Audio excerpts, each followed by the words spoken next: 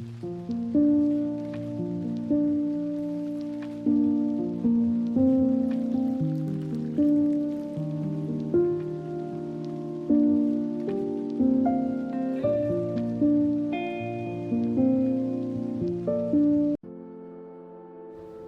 the Lord all. Let us listen to God's word of the day. If you believe, you will receive whatever you ask for in prayer. Matthew chapter 21 verse 22. ఈ దినపు దేవుని వాక్యము.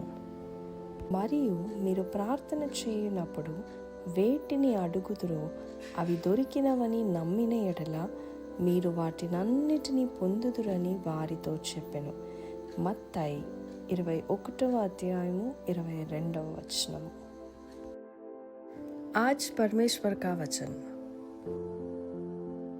और जो कुछ तुम प्रार्थना में विश्वास से मांगोगे वह सब तुमको मिलेगा। मत्ती का सुसमाचार 21वां अध्याय 22वां वचन.